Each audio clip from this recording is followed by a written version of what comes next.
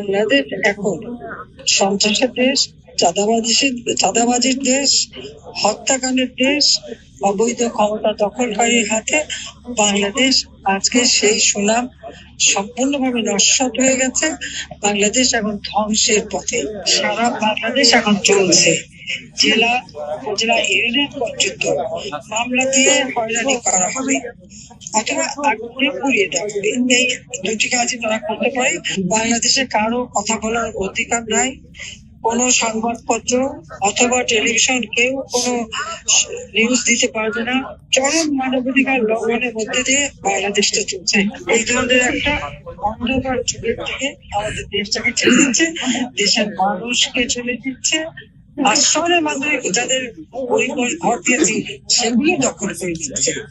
মানে দখলবাজি, চাঁদাবাজি, আসামি হোক আর না হোক সেখানে যে তাদের কাছে চাঁদা দেওয়া, নইলে মামলা দেওয়া, মামলাবাজি, চরম মানবাধিকার লঙ্ঘনের মধ্যে দিয়ে বাংলাদেশটা চলছে। এই অবস্থা থেকে মুক্তি পাওয়াটাই হচ্ছে এখন সব থেকে বড় প্রয়োজন, দেশের মানুষকে রক্ষা করার। তো আমি আমাদের প্রবাসী যারা, তাদেরকে ধন্যবাদ জানাই। তারা যে গণতন্ত্র ফিরিয়ে আনার জন্য, দেশের মানুষের শান্তি নিরাপত্তা নিশ্চিত করার জন্য যে সকল পদক্ষেপ আপনারা নিচ্ছেন, আপনাদের অনেক ধন্যবাদ। বাংলাদেশে কারো কথা বলার অধিকার নাই।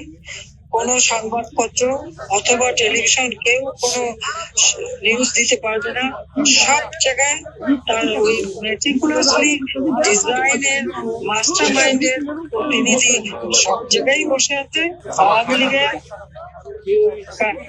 লক্ষাধিক নেতা কর্মী তাদের বাড়ি ঘর করে অঙ্গন হয়ে গেছে এবং যার ভুক্তভোগী আমাদের অনেকে প্রবাসীও।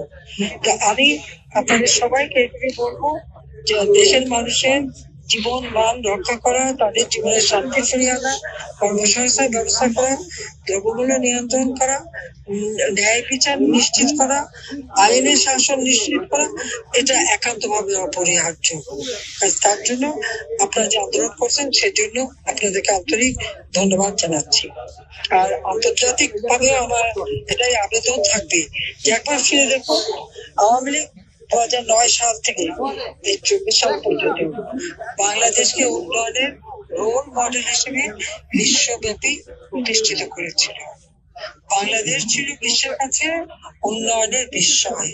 আর দুর্ভাগ্যের বিষয়, সেই বাংলাদেশ এখন সন্ত্রাসের দেশ, চাঁদাবাজির দেশ, হত্যাকাণ্ডের দেশ, অবৈধ ক্ষমতা দখলকারীর হাতে বাংলাদেশ আজকে সেই সুনাম সম্পূর্ণভাবে নস্যাৎ হয়ে গেছে।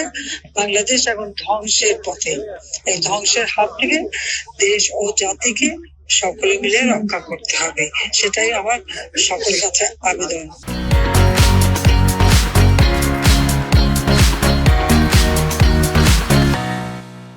সবথেকে দুঃখের বিষয়, জাতির পিতার নাম মুছে ফেলা, তার অপমান করা।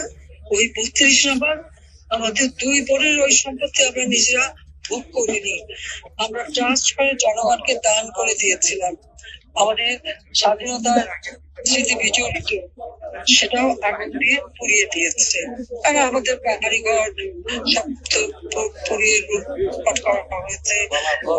সারা দেশের মানুষেরই যখন সবকিছু গেছে, এখানে আমাদের কোনো আফসোস নাই। আফসোস একটাই, যে দেশটাকে সোনার বাংলা করে তোলার পথে আমরা এগিয়ে নিয়ে যাচ্ছিলাম, তার সাথে মানুষের জীবন বা কোথাও হাঁকার ছিল না, কোথাও ভিক্ষাবৃত্তি ছিল না, মানুষের জীবনে স্বস্তি ফিরে এসেছিল, সেটাকে নস্যাৎ করেছে।